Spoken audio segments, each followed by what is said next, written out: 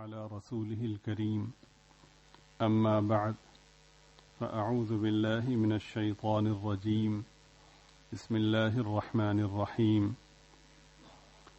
وسارعوا إلى مغفرة من ربكم وجنة عرضها السماوات والأرض أعدت للمتقين الذين ينفقون في السراء والضراء والكاظمين الغيظ والعافين عن الناس والله يحب المحسنين صدق الله العظيم وصدق رسوله النبي الكريم. درود شریف پڑھ لیجیے. اللہ رب العزت کا بہت بڑا کرم اور عظیم احسان ہے کہ اپنے پاک نام کی مجلس میں ہم گناہگاروں کو حاضر ہونے کی توفیق عطا فرمائی. اللہ تعالیٰ اپنے کرم سے ہماری اس حاضری کو قبول فرمائیں، ہمارے گناہوں کو معاف فرمائیں، دارین میں پردہ پوشی کا معاملہ فرمائیں. اکثر و بیشتر جو گفتگو کے آغاز میں ابتدائیے کے طور پر مجلس ذکر میں شمولیت کو سعادت کے حوالے سے جو بیان کیا جاتا ہے، یہ محض رسمی یا جذباتی تصور نہیں ہے، بلکہ ایک بہت بڑی حقیقت ہے. اللہ تعالی ہمیں اس حقیقت کو سمجھنے کی توفیق عطا فرمائے. بس چونکہ ہم اپنے ذہن اور اپنے تصورات کے تابع ہوتے ہیں، تو اس کے تحت ہم یہ نتیجہ مرتب کرتے ہیں کہ جتنا مشکل عمل ہوگا، جتنا طویل عمل ہوگا، جتنا بھاری عمل ہوگا، نتیجہ بھی اتنا ہی وزندار ہوگا. ایک خاص مفہوم میں اس کی اہمیت سے انکار نہیں کیا جا سکتا، لیکن دیکھنا یہ ہے کہ مالک کی منشا کیا ہے. وہ آسان سے عمل پر بہت بڑا اجر عطا فرمائیں، ان کی عنایت ہے. بس اپنی مرضی کو چھوڑ کر ان کی منشا کو جاننے اور اس کو اپنے دلوں میں بٹھانے کی ہمیں کوشش کرنی چاہیے. ہم سب کے بزرگ، ہم سب کے بڑے سید الطائفہ حضرت سیدنا حاجی امداد اللہ صاحب مہاجر مکی رحمۃ اللہ علیہ کا ایک واقعہ ہے، جو میں اس واقعے کا کچھ حصہ آپ کی خدمت میں عرض کرتا ہوں. ایک صاحب حضرت سے بیعت ہوئے اور ان کی جو اس سے پہلے کی زندگی تھی وہ کچھ اچھی نہ تھی، بلکہ بہت سی بری نسبتیں لوگوں کے سامنے آ گئی تھیں. تھوڑی ترمیم کے ساتھ عرض کر رہا ہوں تاکہ سمجھنے میں آسانی رہے. تو بعض لوگوں نے مؤدب انداز میں اس چیز کا اظہار کیا کہ حضرت آپ نے بس ان کو یہ بتا دیا ہے کہ یہ ذکر اذکار کر لیا کریں.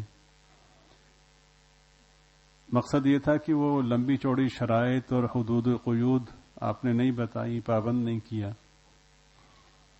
اس سے پہلے وہ نماز وغیرہ بھی نہیں پڑھتے تھے اور کئی ساری خرابیاں تھیں. حضرت نے ایک بات ارشاد فرمائی کہ تمہیں پتہ ہی نہیں کہ اللہ کے پاک نام کی تاثیر ہے کیا، تمہیں معلوم ہی نہیں. تو حضرت نے جو انہیں اللہ اللہ بتائی، ذکر اذکار بتایا، تو انہوں نے پابندی سے شروع کیا. حضرت حکیم الامت رحمۃ اللہ علیہ راوی فرماتے ہیں کہ اس کے بعد پھر ایسا ہوا کہ نماز کا تو خیر کیا ہی کہنا، 25 سال تک ان کی تہجد بھی قضا نہیں ہوئی. حدیث شریف میں کہ لا الہ الا اللہ ایک بھی گناہ کو باقی رہنے نہیں دیتا. جتنی بڑی ذات اللہ کی ہے اتنا ہی بڑا نام اللہ کا ہے اور اتنا ہی بابرکت ہے. ہر نماز کے شروع میں اس کا اقرار لیا جاتا ہے وَتَبَارَكَ اسْمُكَ، تیرا نام بابرکت ہے. تو یقین ہونا چاہیے. گو بے یقینی سے پڑھنے پر بھی اجر تو ملتا ہے، لیکن جو یقین کی تاثیر ہے وہ ایک حقیقت ہے. اللہ تعالی ہم سب کو سمجھنے کی توفیق نصیب فرمائے. بہت ہی خوشی کا موقع یہ ہے کہ ہمارے مخدوم و مکرم حاجی نظام الدین صاحب آج تشریف لے آئے ہیں اور ہماری سرپرستی فرما رہے ہیں. نیچے ان کے بیٹھنے کو ان کے لیے جگہ بنائی ہے، تو ساتھی جب مجلس ذکر سے کھانے وغیرہ سے فارغ ہوں تو ان کی زیارت کرتے جائیں، ان سے سلام کرتے ہوئے دستبوسی کرتے ہوئے ان سے دعائیں لیتے جائیں، اور دعا فرمائیں کہ اللہ تعالیٰ عافیت صحت کے ساتھ ان کا برکتوں اور رحمتوں سے بھرپور سایہ ہمارے سروں پہ تعدیر قائم رکھیں، اور ہمیں ان کی قدر کرنے کی اور ان سے استفادہ کرنے کی، ان سے دعائیں لینے کی توفیق عطا فرمائیں. گزشتہ نشست میں اولئک هم المفلحون کے حوالے سے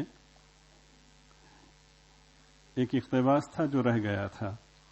حضرت شیخ رحمۃ اللہ علیہ نے حضرت امام راغب رحمۃ اللہ علیہ کے حوالے سے فرمایا کہ فلاح کا دنیاوی مصداق یہ ہے کہ جس شخص کو بقا نصیب ہو، جس شخص کو غنا نصیب ہو یعنی مالداری نصیب ہو اور عزت نصیب ہو، دنیاوی اعتبار سے اسے مفلح کہتے ہیں، یعنی فلاح پانے والا کہتے ہیں.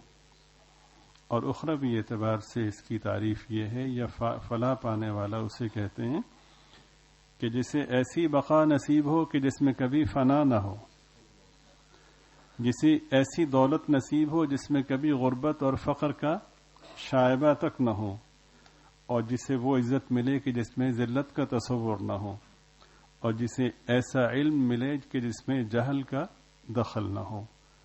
اسے حقیقی اور اخروی فلاح کہتے ہیں. تو اللہ تعالیٰ نے ارشاد فرمایا کہ جو لوگ ان صفات کے حامل ہوں گے اور ان شرائط کو پورا کریں گے، ہم ان کو فلاح عطا فرمائیں گے، اور یہی لوگ ہیں جو آخرت میں کامیاب ہیں. درود شریف پڑھ لیجیے.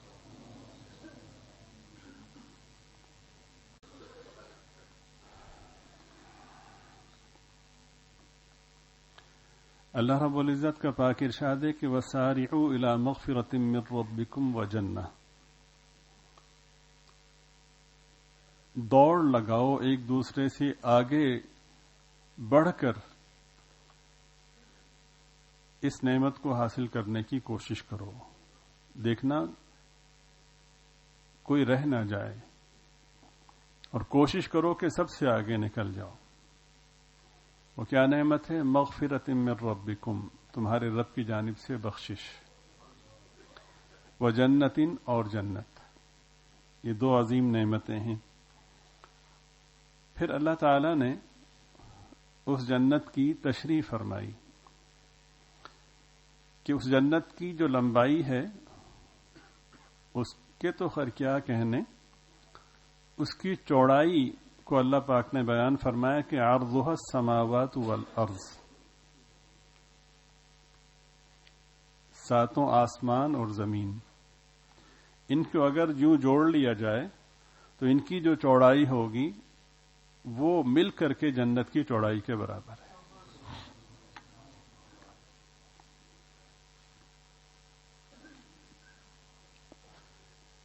ہے کس کے لیے؟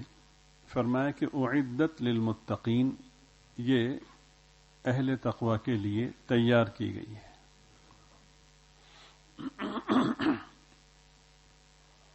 اہل تقوی کون ہیں؟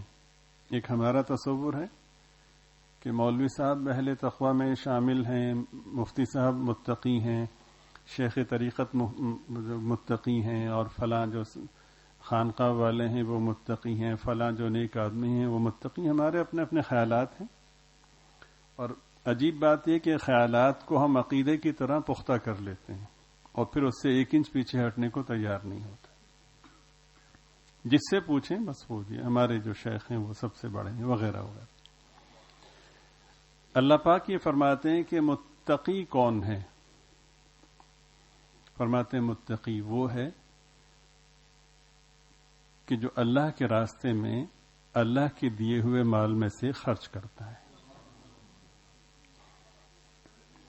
اس کا لازمی نتیجہ یہ ہے کہ کوئی کتنا ہی نیک کیوں نہ ہو، کتنا ہی اعمال کا پابند کیوں نہ ہو، ذکر اذکار کا پابند کیوں نہ ہو، خانقاہ میں پابندی سے آتا ہو، صاحب طریقت ہو، صاحب شریعت ہو، خانقاہ چلاتا ہو، مفتی ہو وغیرہ وغیرہ، شیخ الحدیث ہو، کچھ بھی ہو، اگر وہ بخیل ہے تو متقی کے دائرے سے وہ نکل گیا۔ بخل اور تقوی ایک جگہ جمع نہیں ہوتے۔ اگر پیر صاحب خود خرچ نہیں کرتے تو پھر میرے خیال میں پیر اور مرید دونوں نے ایک وہم پالا ہوا ہے نیکی کا، اور کچھ بھی نہیں۔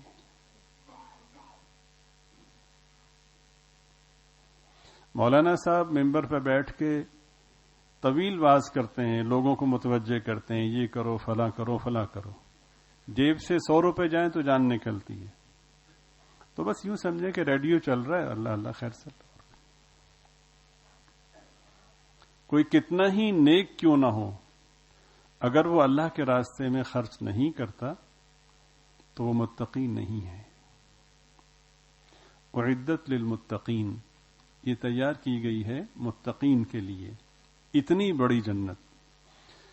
وہ کون ہے؟ دیکھیں نا کہ میری اور آپ کی تشریح اور تفسیر یا کسی چیز کی تعریف کیا اہمیت رکھتی ہے، اس کی حیثیت کیا ہے؟ حقیقت تو وہی ہے جو اللہ پاک بیان فرمائے۔ اعدت للمتقین، یہ جنت متقی لوگوں کے لیے تیار کی گئی ہے، اور متقی کون ہیں؟ الذین ينفقون فی السراء والضراء۔ متقین کی سب سے پہلی علامت یہ ہے کہ کشادگی ہو یا تنگی، وہ اللہ کے راستے میں خرچ کرتے ہیں۔ ایک دن خرچ کر کے نہیں، خرچ کرتے رہتے ہیں۔ ظاہر ہے کہ کشادگی اور تنگی کا مطلب یہ کہ حالات ایک جیسے نہیں رہتے، اتار چڑھاؤ آتا رہتا ہے۔ تو جس طرح اتار چڑھاؤ کے آنے پر کبھی گھر کے معاملات سے آدمی غافل نہیں ہوتا، اپنے کھانے پینے سے، اپنی بیوی اپنے بچوں کی دیکھ بھال سے غافل نہیں ہوتا، تو جس طرح ان کو ضروری سمجھتا ہے اسی طرح وہ اللہ کے راستے میں خرچ کرنے کو ضروری سمجھتا ہے، کیسے ہی حالات کیوں نہ ہو۔ تنگی اور کشادگی یہ دونوں چیزیں بتا رہی ہیں کہ خرچ کرنے میں کمی بیشی اگر ہو جائے تو مسئلہ نہیں ہے، یعنی شریعت مطہرہ نے یہ نہیں کہا کہ اتنا ہی خرچ کرنا ہے، تو اگر کسی شخص کی اتنی وسعت نہ ہو تو وہ تو پھر اس کے لیے تکلیف مالا یطاق ہوگی، ایسا حکم ہوگا جو اس کے بس میں نہیں ہے، اور اللہ تعالیٰ نے کسی بھی ایسے حکم کا کسی کو پابند نہیں کیا کہ جو اس کے اختیار میں نہ ہو۔ جتنی وسعت اللہ نے دی ہے اس کے حوالے سے خرچ کرنے کا تقاضا ہے۔ سب سے پہلی خوبی یہ بیان فرمائی، یہ علامت بیان فرمائی کہ وہ کیسے ہی حالات کیوں نہ ہوں اللہ کے راستے میں خرچ کرتے ہیں۔ والکاظمین الغیظ، اور ان کی دوسری علامت یہ ہے کہ وہ غصے کو پی جاتے ہیں۔ یہ نہیں فرمایا کہ غصہ نہیں آتا، اگر غصہ نہیں آیا تو اس کا مطلب ہے کہ نارمل نہیں ہے۔ غصہ آنا یہ ظاہر ہے کہ صحت مند نارمل عاقل آدمی کی علامت ہے۔ کسی بھی خلاف ضابطہ بات پر غصے کا آنا یہ ایک حقیقت ہے، اور یہ برا بھی نہیں ہے۔ غصے کے آنے کے بعد اس پر اپنا رد عمل ظاہر کرنا وہ پھر ایک سوالیہ نشان ہے کہ کیا وہ درست ہے۔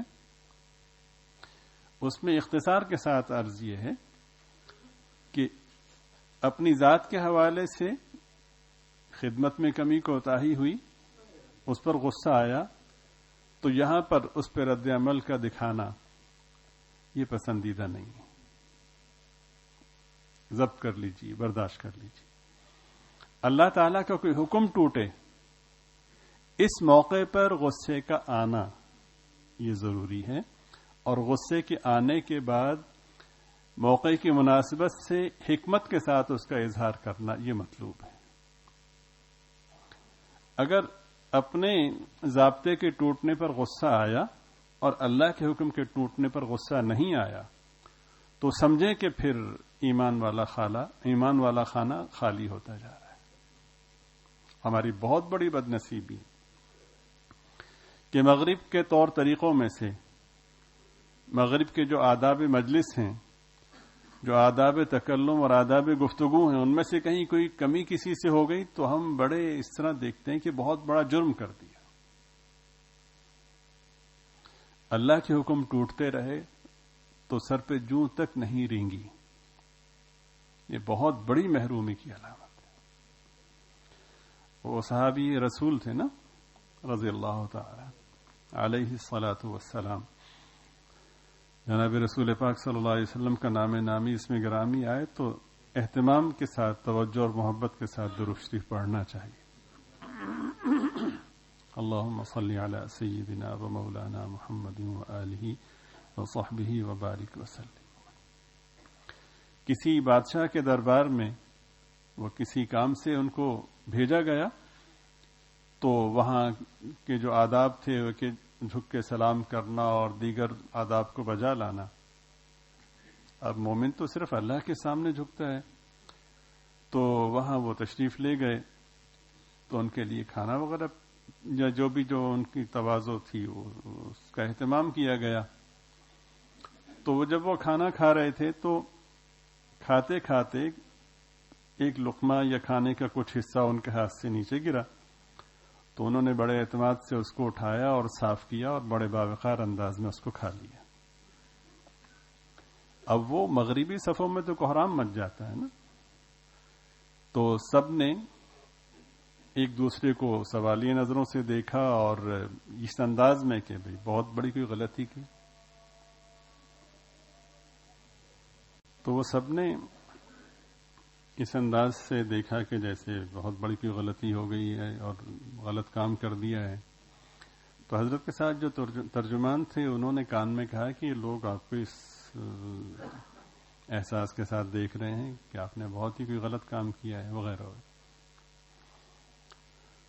تو مطلب یہ کہ یہ نیچے سے لقمہ اٹھا کر آپ کو نہیں کھانا چاہیے تھا، جبکہ طریقہ یہ ہے کہ اگر وہ قابل استعمال ہو اور نیچے والی جگہ گندگی والی نہ ہو یا جراثیم والی نہ ہو، اور صاحب جیسا کہ مومن کی شان یہ کہ دسترخوان بچھا کر وہ کھاتا ہے، تو نہ صرف یہ کہ اس کو کھانا چاہیے بلکہ اس کے کھانے کے بے شمار ثمرات ہیں اور بے شمار پاکیزہ اثرات ہیں۔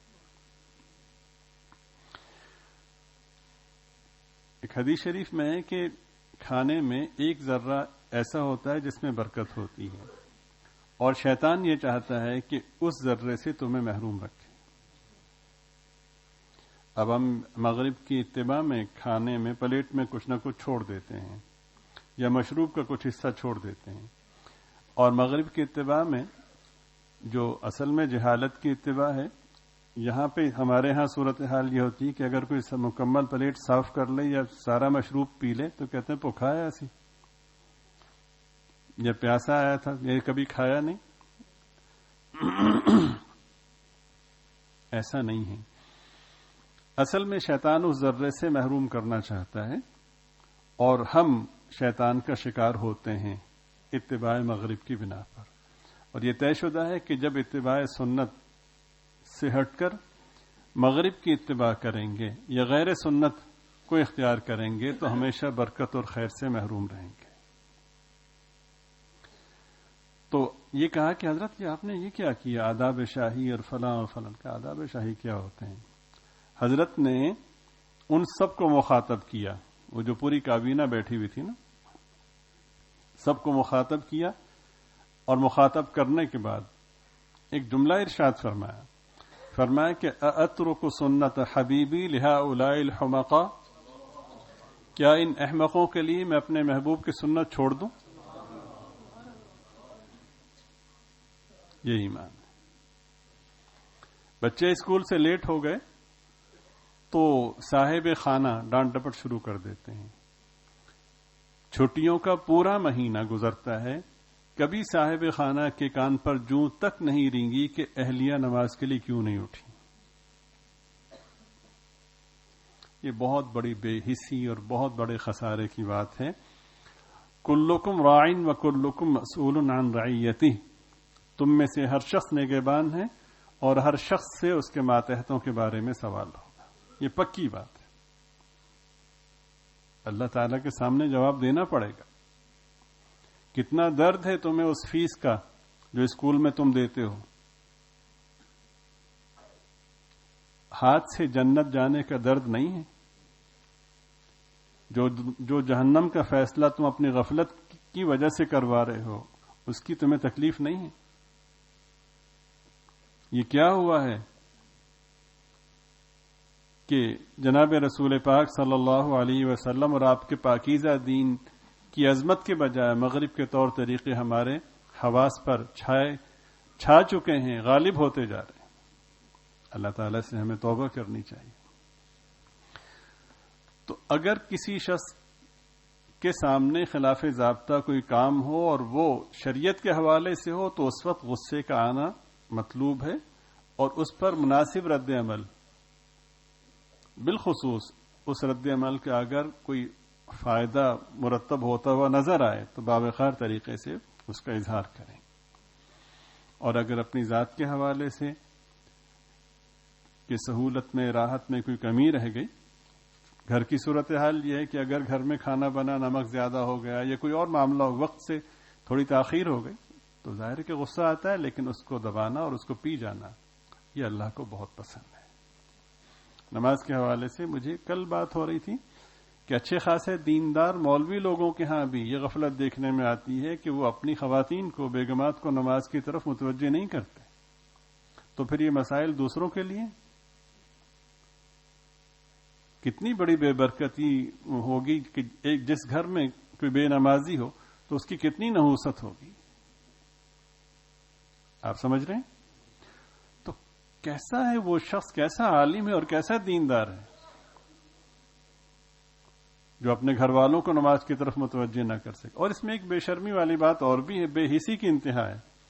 بھئی ہم نے کہہ دیا ہے، ہمارا مقصد صرف بتانا تھا، وہ جانے ان کا کام جانے. کیا دنیاوی فوائد کے لیے بھی یہی کہہ کے خاموش ہو جاتے ہو؟ وہ تو جب تک حاصل کر نہ لیں اس وقت تک چین سے نہیں بیٹھتے دین کے بارے میں. اور اس کو یوں سمجھا جاتا ہے کہ یہ وقار کی یا پڑھے لکھے ہونے کی علامت ہے. بس میں نے بتا دیا، اللہ اللہ خیر سے.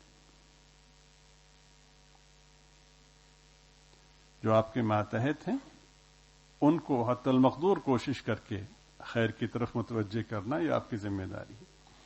والکاظمین الغیظ، دوسری علامت یہ ہے کہ متقی وہ لوگ ہیں جنہیں غصہ آئے تو غصہ پی جاتے ہیں. والعافین عن الناس، اور اگر لوگوں سے غلطی ہو جائے تو معاف کر دیتے ہیں، درگزر کرتے ہیں. یہ صفات بیان فرما کر اللہ تعالیٰ نے فرمایا کہ واللہ یحب المحسنین، اللہ تعالیٰ نیکی کرنے والوں سے محبت فرماتے ہیں. یعنی جن لوگوں کی صفات بیان کی ان سے کیا فرماتے ہیں اللہ پاک؟ اتنا ہی نہیں بلکہ ان اعمال کو اللہ پاک نے نیکی میں شمار فرمایا. کتنا خوش نصیب ہے وہ شخص کے جس کے عمل کو اللہ پاک نیکی فرما دیں اور جس کے بارے میں اعلان فرما دیں کہ ہم تم سے محبت کرتے ہیں. سمجھ رہے ہیں آپ؟ اس کے بالمقابل ارشاد ہے کہ ان اللہ لا يحب كل مختال فخور، اللہ تعالی ہر متکبر، شیخی خورا ہو، متکبر ہو، اترانے والا ہو، اللہ تعالی ایسے شخص سے محبت نہیں فرماتے. ہم اپنا جائزہ لیں، ہماری کیا صورتحال ہے کہ ہماری 24 گھنٹے کی زندگی اسی میں صرف ہوتی ہے کہ برتری کی کیا صورت ممکن ہے جسے ہم اختیار کر سکیں. برادری کا حوالہ برتری کے حوالے سے، سیاسی وابستگی کا حوالہ برتری کے حوالے سے، تعلیمی ڈگری برتری کے حوالے سے، حلقہ احباب. بہت سے لوگوں کی زندگی اسی میں گزر جاتی ہے کہ میرا فلاں افسر سے تعلق ہو جائے، فلاں سے ہو جائے، اور سوشل میڈیا پہ اس کی فائل اسی سے بھری ہوئی ہوتی ہے، آج فلاں کے ساتھ، آج فلاں کے ساتھ، آج فلاں کے ساتھ. یہ انسانی طبیعت کا خاصہ ہے کہ بڑوں سے نسبت یہ اعزاز کی بات ہے، ہر انسان میں خاصہ ہے. لیکن مسئلہ یہ ہے کہ بڑا کون ہے؟ اس کے انتخاب میں، اس کے تعین میں غلطی ہوتی ہے۔ حضرت سیدنا ایوب علیہ نبینا وعلیہ الصلوۃ والسلام بیمار ہوئے، طویل عرصے بیمار رہے، اس کے بعد اللہ تعالیٰ نے انہیں شفا نصیب فرمائی۔ تو پوچھا گیا کہ حضرت کہ ایام بہتر ہیں یا تکلیف کے ایام بہتر تھے؟ فرمایا کہ تکلیف کے ایام بہتر نہیں تھے، بہت بہتر تھے۔ کہ حضرت تکلیف میں تو آدمی تکلیف میں ہوتا ہے، کیسے بہتر تھا؟ فرمایا جب میں تکلیف میں تھا تو ہر روز ایک بار اللہ تعالیٰ مجھ سے پوچھتے تھے کہ ایوب تمہارا کیا حال ہے؟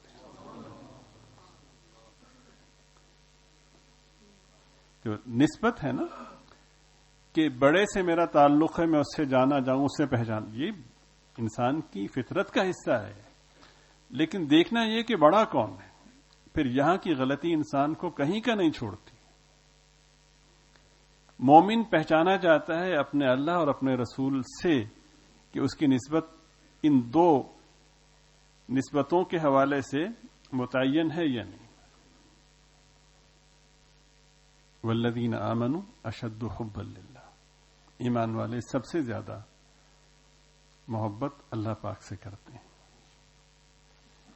قل ان کنتم تحبون اللہ فاتبعونی یحببکم اللہ ویغفر لکم ذنوبکم۔ حضرت شاہ فضل الرحمان صاحب گنج مراد آبادی رحمۃ اللہ علیہ بہت بڑے اللہ والے گزرے ہیں، وہ اس کا بڑا سادہ ترجمہ کرتے تھے۔ فرماتے تھے کہ سرکار دو عالم صلی اللہ علیہ وسلم فرماتے ہیں کہ ہماری چال چلو گے تو اللہ محبت کرے گا،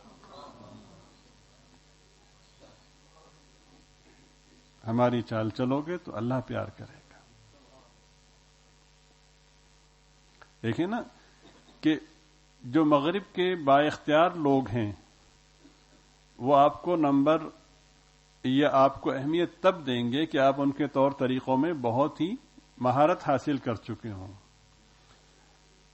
یورپ کا جو ویزا ہے، برطانیہ کا، دیگر ممالک کا، اس میں جو بنیادی شرائط ہیں ان میں یہ بھی کہ آپ انگریزی کتنی اچھی بولتے ہیں۔ اس کے لیے پاکستان میں ادارے بھی قائم ہیں کہ صرف الفاظ کا علم ہونا کافی نہیں ہے، جو ماڈرن لینگویج ہے اس سے آپ آگہی رکھتے ہوں، روانی ہو، ان کے ہاں جو مروجہ اصطلاحات ہیں ان کو جانتے ہوں، ان کے لہجے میں بات کر سکتے ہوں، یہ ترجیحی امور ہیں۔ تو پھر وہ آپ کا لباس، وضاقتہ سب کچھ دیکھتے ہیں۔ تو جو جتنا زیادہ انگریز لگے گا اپنے لباس میں، اپنی گفتگو میں، اپنے انداز میں، اپنی عادات میں، وہ اتنا ہی زیادہ ان کا مقرب ہوگا۔ تو بڑی آسان سی بات ہے، پھر تو جھگڑا ہی ختم ہو گیا۔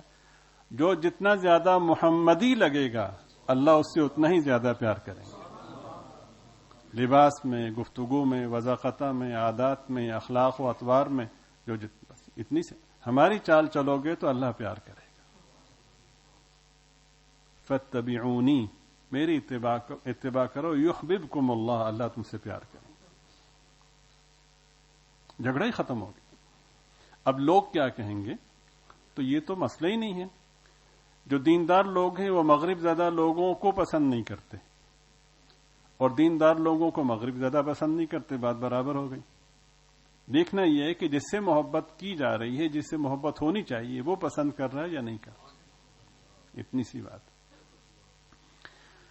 تو اللہ تعالی محبت نہیں فرماتے، جس سے اللہ محبت نہیں فرماتے وہ تو پھر فارغ ہے نا، کسی کام کا نہیں۔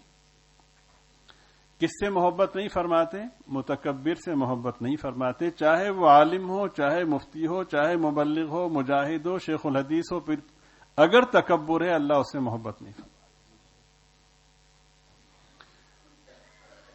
تکبر کے حوالے سے جس آدمی کو اللہ پسند نہیں فرماتے، اس کی ایک علامت اللہ تعالیٰ نے یہاں پر بیان فرمائی ہے کہ اللہ تعالیٰ ہر متکبر سے محبت نہیں فرماتے۔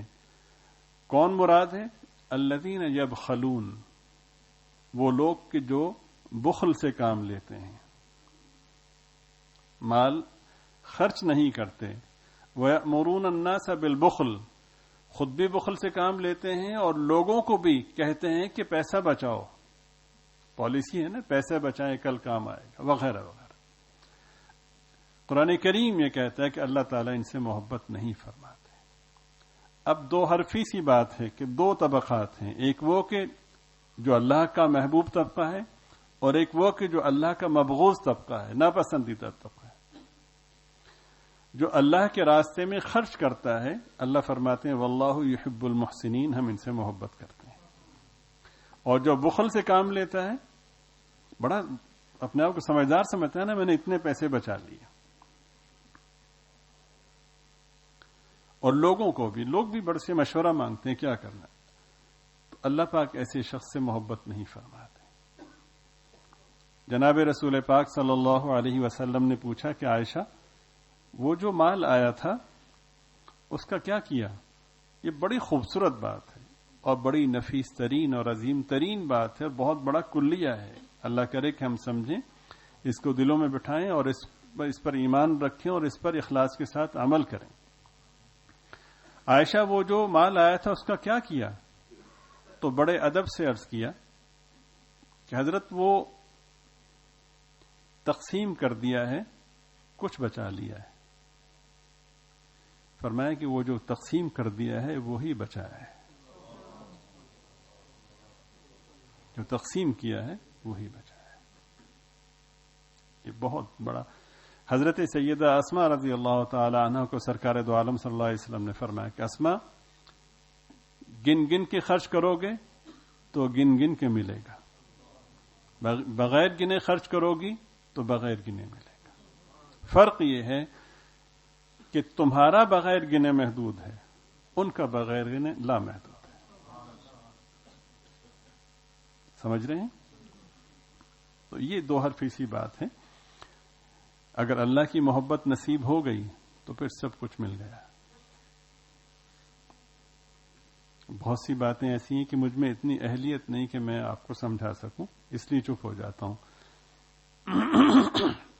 درود شریف پڑھ لیجیے۔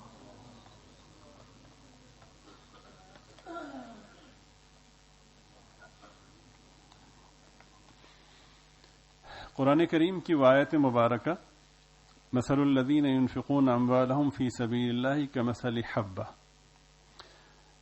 وہ لوگ کہ جو اللہ کے راستے میں اپنے مالوں کو خرچ کرتے ہیں، ان کی مثال، یعنی وہ جو مال خرچ کرتے ہیں، اس خرچ کیے ہوئے مال کی مثال ایک دانے کی ہے، گندم کا دانہ۔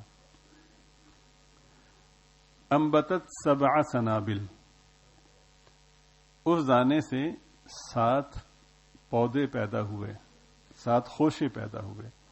فی کل سنبلۃ 100 حبہ، ہر خوشے میں 100 دانے۔ تو اللہ تعالیٰ نے یہاں پر یہ بیان فرمایا ہے کہ تم ہمارے راستے میں جب خرچ کرو گے تو ہم اس کا جو ثواب ہے وہ اس تناسب سے تمہیں عطا کریں گے۔ تم ایک خرچ کرو گے، ہم 700 گنا تمہیں اس کا بدلہ دیں گے۔ واللہ یضاعف لمن یشاء واللہ واسع علیم۔ یہ مضمون آپ نے اس سے پہلے بھی سماعت فرمایا کہ جب کوئی شخص اللہ کے راستے میں خرچ کرتا ہے، چاہے معمولی سا کیوں نہ ہو، تو اللہ تعالی اس کی قدر فرماتے ہیں اور اس کی حفاظت فرماتے ہیں، اور اس کی اس طرح سے قدر فرماتے ہیں کہ مثال سے سمجھایا کہ جیسے گھر میں گائے ہو اور وہ گائے بچہ دے، تو گائے ویسے ماشاءاللہ بہت پیارا جانور ہے، بڑا یوں سمجھیں کہ غیر موذی جانور ہے، طبعاً اس سے لگاؤ اور محبت ہوا کرتی ہے، تو چھوٹا سا بچہ اور پیارا لگتا ہے۔ تو صبح و شام اس بچے کو گھر والے دیکھتے ہیں، گھر کے چھوٹے بڑے اس کا خیال کرتے ہیں، کوئی چارہ کھلا رہا ہے، کوئی پیار کر رہا ہے، وغیرہ وغیرہ۔ تو اس شفقت کے تصور میں اس پہ غور کیجئے کہ اللہ پاک فرماتے ہیں جس طرح تم محبت سے اس بچڑے کو پالتے ہو، تمہارا دیا ہوا صدقہ ہم اسی محبت سے پالتے ہیں۔ تم پالتے ہو کہ یہ بڑا ہوگا، وہ بڑا ہوتا ہے، جب وہ بڑا ہوتا ہے تو گائے یا بیل وہ جو بھی ہوتا ہے تو ایک سطح پہ جا کر کے وہ رک جاتا ہے، اس سے بڑا اس لیے نہیں ہوتا کہ سنت اللہ یہی ہے کہ اس سے بڑا نہیں ہوگا، ٹھیک؟ اب وہ سنت اللہ اللہ کی سنت ہے نا، اللہ تو پابند نہیں ہے نا اس کے۔ فَإِنَّكَ تَقْضِي وَلَا يُقْضَى عَلَيْكَ، قوت فیصلہ آپ ہی کو زیبا ہے، آپ پر یا آپ کے خلاف کوئی فیصلہ نہیں ہو سکتا۔ ہر چیز آپ کے تابع ہے. تو ہم نے پالا، وہ گائے بن کر کے رک گیا، بیل بن کر کے رک گیا. اللہ نے ہماری خواہش ہوتی ہے، اب کہتے اس لیے نہیں کہ ہو نہیں سکتا، ہماری خواہش یہ ہوتی ہے کہ اب تک جتنا بڑا ہوا ہے تھوڑا سا اور بڑا ہو جائے، اور بڑا ہو جائے. وہ پتہ ہے کہ نہیں ہوگا تو اس لیے اظہار نہیں کرتے، ورنہ خواہش تو ہوتی ہے نا.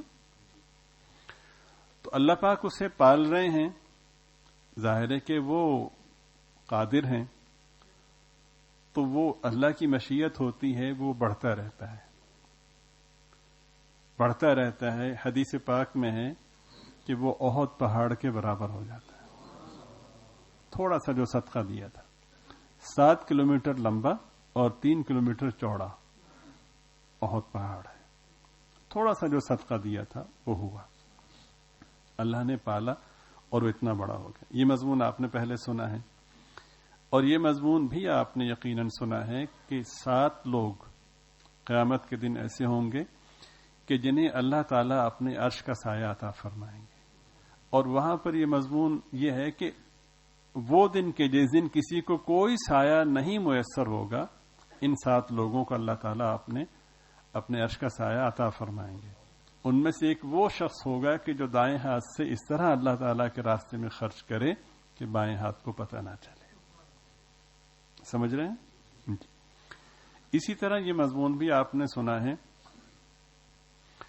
کہ اللہ تعالیٰ نے جب زمین پیدا فرمائی تو وہ متحرک تھی، تو اللہ تعالیٰ اپنی قدرت کاملہ سے اسے سکون عطا فرما سکتے تھے، لیکن ایک تدبیر سمجھانے کے لیے اللہ پاک نے بڑے بڑے پہاڑ اس میں پیدا فرمائے. تو فرشتے اس منظر کو دیکھ رہے تھے تو بڑے تعجب سے کہنے لگے کہ یا اللہ، یہ اتنے بڑے بڑے پہاڑ جس نے اتنی بڑی زمین کی حرکت کو روک دیا ہے، کیا آپ کی مملکت میں اس سے بھی زیادہ طاقت والی کوئی چیز ہے؟ تو اللہ پاک نے فرمایا بالکل ہے. یا اللہ وہ کیا ہے؟ اللہ پاک نے فرمایا کہ وہ لوہا ہے. لوہا پہاڑ سے بھی زیادہ طاقتور ہے، اس سے وہ پہاڑ کو ریزہ ریزہ کر دیں. تو بڑے تعجب سے پوچھا کہ اللہ لوہے سے بھی کوئی مضبوط چیز ہے؟ ارشاد فرمایا ہاں، آگ لوہے سے بھی زیادہ طاقت والی ہے، اگر آگ کو ڈھنگ سے استعمال کریں تو وہ لوہے کو پگھلا دیں.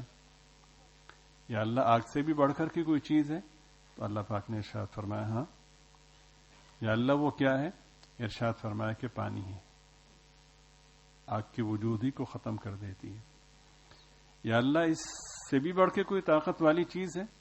فرمایا بالکل ہے. یا اللہ وہ کیا ہے؟ فرمایا کہ وہ ہوا ہے. لاکھوں ٹن پانی ہوتا ہے، ہماری مشیت ہوتی ہے کہ کبھی ہوا مغرب میں لے کے جاتی ہے، کبھی مشرق میں، کبھی جنوب میں، کبھی شمال میں. تو حیرت کی انتہا نہ رہی. یا اللہ اس سے بھی زیادہ کوئی طاقت والی چیز ہے؟ فرمایا بالکل ہے. یا اللہ وہ کیا ہے؟ فرمایا کہ کسی شخص کا اس طرح سے صدقہ دینا کہ دائیں ہاتھ سے دے اور بائیں ہاتھ کو پتہ نہ چلے، وہ ان سب سے زیادہ طاقتور ہے. پھر آپ نے یہ مضمون بھی سماعت فرمایا کہ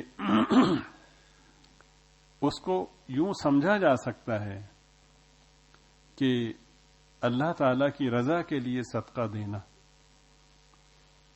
یہ انسان کی تقدیر کو بھی بدل دیتا ہے. یوں اس کا ایک فہم یہ بھی ہو سکتا ہے. ایک شخص کی کچھ کوتاہیاں یا جرائم یا کرتوت ایسے ہوتے ہیں، مہلت ملتی رہتی ہے، وہ باز نہیں آتا کہ اللہ پاک کی طرف سے عذاب کا فیصلہ ہو جاتا ہے، اور وہ عذاب اس کی طرف چل چکا ہوتا ہے کہ یہ شخص صدقہ دیتا ہے. اب وہ عذاب تقدیر میں ہوتا ہے کہ ضرور اس پر وہ عذاب مرتب ہوگا، اس پر مسلط ہوگا، اور ظاہر کی تقدیر بھی اللہ کی بنائی ہوئی ہے، تو اس تقدیر کے تحت وہ عذاب اس پر آنا ہی آنا ہے کہ یہ صدقہ دیتا ہے. اللہ تعالیٰ یہاں پر صدقے کی اہمیت اور صدقے کی تاثیر کو دکھاتے ہیں کہ تقدیر بھی پوری ہوگی اور یہ عذاب سے بھی محفوظ ہوگا. حدیث شریف کے مطابق اس صدقے کی ایک آڑ اللہ پاک بناتے ہیں، اتنی بلند آڑ بناتے ہیں کہ وہ عذاب اس آڑ کو پھلانگ نہیں سکتا. آپ سمجھ رہے ہیں؟ یہ سب باتیں آپ نے سماعت کی، میں نے یاد دہانی کے لیے آپ کی خدمت میں عرض کی. اب ایک نقطہ آپ کی خدمت میں عرض کرنا ہے. یہ سب کچھ ہوا، وہ صدقہ اللہ نے پالا، اس کا سواب. ایک حدیث شریف میں کہ اتقوا النار ولو بشق تمرۃ، سب سے بڑی تکلیف اور مصیبت اور اذیت اور عذاب جہنم کا عذاب ہے. اگر کوئی شخص پوری کھجور نہیں، کھجور کا ایک ٹکڑا بھی اللہ کی رضا کے لیے دیتا ہے تو اس میں اللہ نے اتنی تاثیر رکھی ہے کہ وہ دینے والے کو جہنم کے عذاب سے محفوظ کر دیتا ہے. یہ سب مفاہیم آپ ذہن میں رکھیے. نقطہ جو ذہن میں جو عرض کرنا ہے وہ یہ ہے کہ وہ صدقہ آپ نے دیا، کس کو دیا؟ ضرورت مند کو دیا نا. ضرورت مند عام طور پر اس کی تشریح یہی ہے کہ غریب آدمی کو دیا. صدقے کا یہ مطلب تو نہیں کہ وہ اللہ پاک اپنے استعمال میں لا رہے ہیں، اس ضرورت مند کو دیا. تو اتنے جو اللہ تعالی نے درجات بلند فرمائے، اتنے انعامات نصیب فرمائے، اتنی مصیبتوں سے بچایا، وہ کس کی وجہ سے بچایا؟ وہ غریب کی وجہ سے بچایا نا، جس غریب کو ہم گھٹیا سمجھتے ہیں. حضرت امام شافعی رحمۃ اللہ علیہ فرماتے ہیں کہ صدقہ دینے والا اگر یہ یقین نہیں رکھتا کہ ضرورت مند کو جتنی صدقے کی ضرورت ہے مجھے اس سے زیادہ ثواب کی ضرورت ہے، تو اس کا صدقہ اس کے منہ پہ مار دیا جاتا ہے.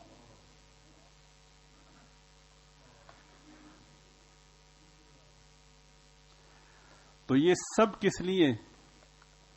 اللہ کس سے محبت کر رہے ہیں؟ اس غریب سے کر رہے ہیں نا. ایک ایک چیز سنبھال کر رکھ رہے ہیں. تم نے اس کا، وہ کون ہے؟ وہ اللہ کے کنبے کا فرد ہے. تم نے خیال کیا ایک لمبی لسٹ تھی جرائم کی، تمہارے لیے عذاب طے ہو چکا تھا، اس میں یہ بھی نہیں کہ کسی نیک صالح کو تم دو، عام آدمی ہے. تم نے اس کا خیال کیا، اللہ تعالی نے اتنی لمبی اتنی بڑی آڑ بنا دی کہ عذاب اسے پھلانگ نہیں سکا. آپ سمجھ رہے ہیں؟ نقطہ جو آپ کی خدمت میں عرض کرنا ہے کہ لا تبطلوا صدقاتکم بالمن والاذى، اپنے مال میں سے خرچ کیا اور خرچ کرنے کے بعد برتری کا احساس پیدا ہو گیا یا اس کو تانا دے دیا تو جو کچھ تھا وہ سب برباد ہو گیا. سمجھ رہے ہیں؟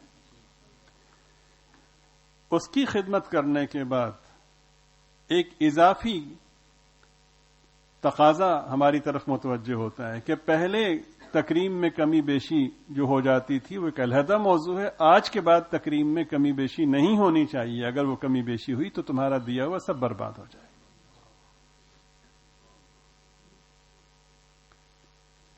چنانچہ قرآن کریم میں ارشاد ہے کہ الذین ينفقون اموالهم باللیل والنہار سرا وعلانیۃ فلهم اجرهم عند ربهم ولا خوف علیہم ولا الذین ينفقون اموالهم فی سبیل اللہ ثم لا یتبعون ما انفقوا منا ولا اذى.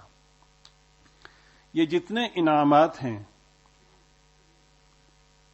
صدقہ دینے پر، جتنی برکات ہیں، جتنے ثمرات ہیں، جتنا اجر ہے، اس کے لیے شرط ہے ثم لا يتبعون ما انفقوا منا ولا اذى لهم اجرهم عند ربهم، کہ نہ احسان جتلائے نہ اذیت پہنچائے. ہم سے بہت بڑی غلطی ہوتی. اذیت یہ بھی ہے کہ اس کو دیتے وقت تصویر بنا لی اور پھر سوشل میڈیا پہ ڈال دی. آپ کی خدمت میں عرض کیا تھا کہ ہمارے بڑے مکرم ساتھی ہیں بھائی مقبول صاحب، عام آدمی ہیں، کوئی عالم حافظ نہیں ہیں. ان کے والد صاحب بھی اسی طرح سادہ سے تھے، کوئی دین کے حوالے سے کچھ بھی نہیں پڑھا ہوا تھا. تو انہوں نے اپنے والد صاحب کی خوبی بیان کی.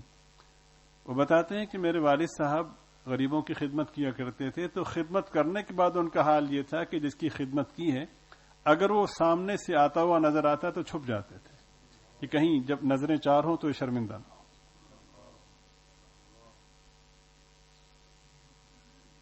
سمجھ رہے ہیں؟ ہاں. اس میں جو نقطہ ہے وہ یہ ہے کہ اللہ تعالی کو انسان کی عظمت اتنی مطلوب ہے، تم نے ڈھیر لگا دیا، خرچ کر دیا، لیکن اگر یہ ذہن میں احساس پیدا ہوا کہ میں نے اس کو دیا ہے، یا کوئی بات ایسی کی اور ہم کر جاتے ہیں، یا کوئی بات ایسی کی جس سے اسے اذیت پہنچی، تو جو کچھ دیا تھا وہ سب کا سب برباد ہو گیا۔ اس لیے کہ دینا بے شک اہم ہے، لیکن اس سے بھی زیادہ اہم اس کی تکریم ہے۔ اتنی اہم ہے کہ جناب رسول پاک صلی اللہ علیہ وسلم بیت اللہ شریف میں تشریف لائے اور کعبۃ اللہ شریف کو مخاطب کر کے فرمایا کہ تو کتنا عظیم ہے، تیری خوشبو کتنی عمدہ ہے، تیرا مقام کتنا بلند ہے، لیکن ایک مومن کی عزت تجھ سے بھی زیادہ اللہ تعالیٰ کے نزدیک اہم ہے۔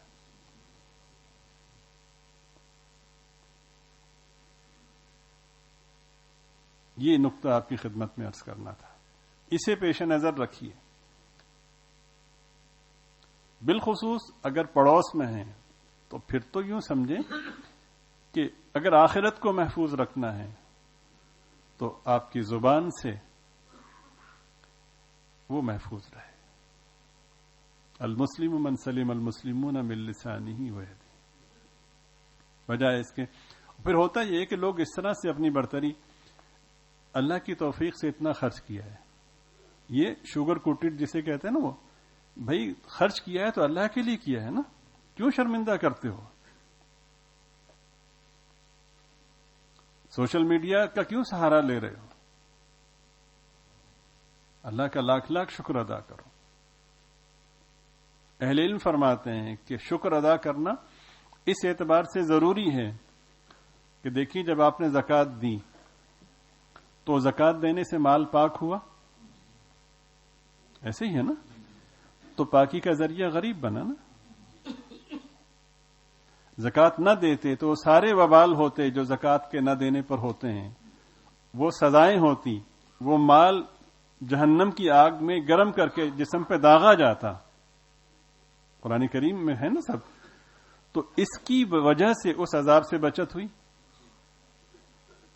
تو پھر تو شکریہ واجب ہے نا۔ مگر ہم ہیں کہ ہم ایک طرح سے احسان جتلاتے ہیں، اور بات یہ ہے کہ ایک اور زاویہ قابل غور ہے، یہ جو دینے والا اترا رہا ہے بھئی کس کے ہاں کون پیدا ہوگا، اس کا تعین تو اللہ پاک فرماتے ہیں نا۔ تو دینے والا اگر اس غریب کے گھر میں پیدا ہوتا پھر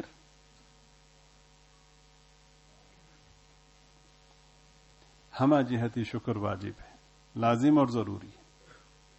دو کام کرنے کے ہیں، اللہ کے راستے میں خرچ کرنا، اگر ایسا نہیں ہے تو پھر بھول جائیں کہ آپ تقوی کی گرد بھی آپ کو پہنچی ہے۔ دوسرا یہ ہے کہ وہ خرچ کرنے کے بعد اس کو باقی رکھنا ہے۔ دیکھتے نہیں کہ ذرا سے کرنے پر اللہ پاک کتنے خوش ہو رہے ہیں، اس کو باقی کیسے رکھنا ہے کہ جس پہ خرچ کیا تھا حاشیہ خیال میں بھی یہ نہ آئے کہ میں نے مدد کی ہے یا مجھ سے چھوٹا اور کمتر ہے۔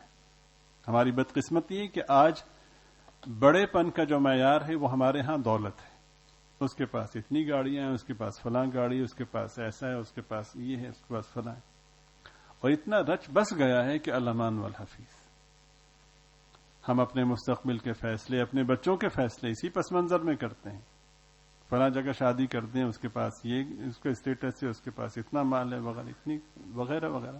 کبھی بھول کر بھی اس طرف توجہ نہیں جاتی کہ اخلاقی اعتبار سے اس کی کیا صورت ہے۔ آپ غور فرمائیے کہ سب سے بڑے سخی جناب رسول پاک صلی اللہ علیہ وسلم، آپ نے یہ نہیں فرمایا ایک موقع پر کہ یا اللہ مجھے غریبوں کی مدد کی توفیق عطا فرما، یہ نہیں فرمایا۔ آپ نے اللہ سے دعا کی کہ یا اللہ مجھے غریبوں کی محبت عطا فرما۔ اس میں ہماری وہ اصلاح فرمائی کہ تم غریبوں کو دے تو دیتے ہو، لیکن دینے کے بعد یہ کہتے ہو کہ شکر چلے بوجھ ہٹا، نہیں،